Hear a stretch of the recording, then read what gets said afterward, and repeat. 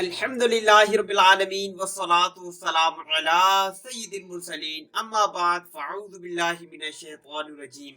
بسم اللہ الرحمن الرحیم۔ میرا نام سید رضوان اللہ شاہ اور آپ دیکھ رہے ہیں یوٹیوب چینل اصلاح اعمال۔ آج کی ویڈیو میں ہم انشاءاللہ عزوجل قرآن و واقعہ جو ہے قرآنی واقعات کا سلسلہ ہے، تو آج کی ویڈیو میں ہم انشاءاللہ عزوجل من و سلوہ کے بارے میں جانیں گے کہ بنی اسرائیل کو جو اللہ تبارک و تعالیٰ نے نعمتیں عطا کی تھی، اور ان میں سے یہ من و سلوہ بھی جو ہے یہ بھی اللہ تبارک و تعالیٰ کی بہت بڑی نعمت تھی جو بنی اسرائیل کو عطا کی گئی تھی، لیکن بنی اسرائیل نے جو ہے اس کی ناشکری کی اور ناقدری کی، اور جو ہے اس نعمت سے جو ہے وہ پھر محروم رہے۔ قرآن مجید میں بھی اس کا متعدد مرتبہ جو ہے اس کا ذکر آیا ہے، اور آج ہم جانیں گے کہ من و سلوہ کیا تھا اور یہ کیسے ملا، کہاں پہ ملا، کن وجوہات کی وجہ سے جو ہے ان سے یہ نعمت جو ہے پھر واپس لے لی گئی تھی۔ جی ہاں، تو من و سلوہ کے بارے میں جاننے سے پہلے آپ سے ایک معمول کے مطابق جو ہے ریکویسٹ کرنی ہے کہ آپ نے ابھی تک اگر اصلاح اعمال چینل کو سبسکرائب نہیں کیا تو فوراً اس کو سبسکرائب کر لیں، اور ساتھ ہی موجود بیل آئیکن کو بھی پریس کر دیں، آل نوٹیفیکیشن جو ہے وہ آن کر لیں تاکہ آنے والی ہر اسلامی ویڈیو جو ہے وہ آپ تک پہنچ سکے۔ تو من و سلوہ کے بارے میں جانتے ہیں۔ جب حضرت موسیٰ علیہ السلام جو ہے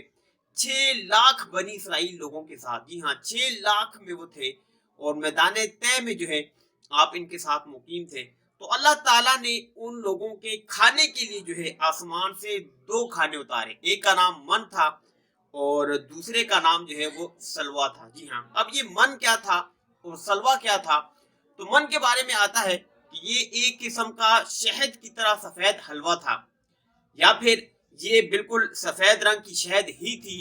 جس کو من کہا گیا، اور سلوہ کے بارے میں آتا ہے کہ یہ بھنی ہوئی بٹیریں تھی جو کہ ان کے لیے آتی تھی۔ اللہ تبارک و تعالیٰ نے جو ہے یہ من و سلوہ آتے کیسے تھے؟ یہ جو ہے سلوہ جو ہے یہ دکھنی ہوا کے ساتھ آسمان سے نازل ہوا کرتی تھی۔ اللہ تبارک و تعالیٰ نے بنی اسرائیل پر ان نعمتوں کا جو ذکر ہے وہ قرآن مجید فرقان حمید میں کچھ اس انداز میں جو ہے ارشاد فرمایا، بسم اللہ الرحمن الرحیم وَأَنزَلْنَا عَلَيْكُمُ الْمَنَّ وَالسَّلْوَىٰ۔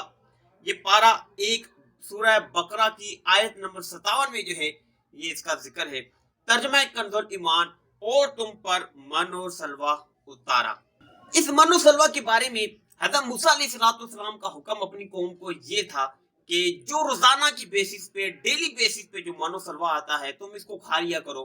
اور کل کے لیے جو ہے وہ اس کو ذخیرہ مت کیا کرو۔ لیکن بعض ضعیف الاعتقاد، یعنی جن کا اعتقاد یقین جو ہے وہ کمزور ہوتا ہے، یہ لوگ جو ہے وہ ڈرنے لگے، اور کسی دن من و سلوہ نہ اترا تو ہم لوگ کیا کریں گے؟ اب ان کا جو ڈر تھا، خوف تھا، وہ اللہ کے نبی پر اور نعوذ باللہ اللہ تبارک و تعالیٰ پہ شاید یقین ان کا کم ہو گیا تھا کہ جس دن من و سلوہ نہ اترا تو پھر ہم کیا کریں گے، ہم کیا کھائیں گے؟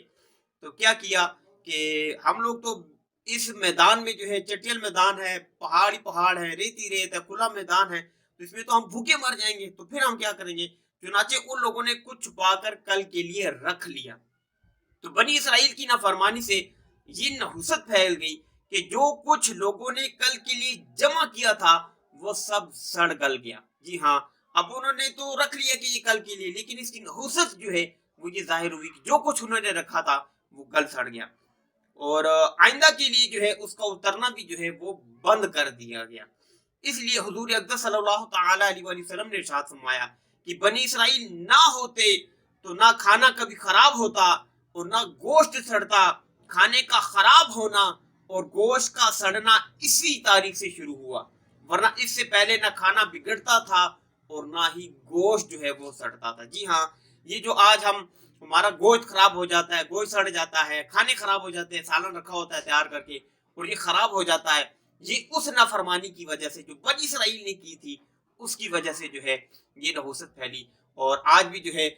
کھانے بھی خراب ہو جاتے ہیں، ناراض ہو جاتے ہیں، اور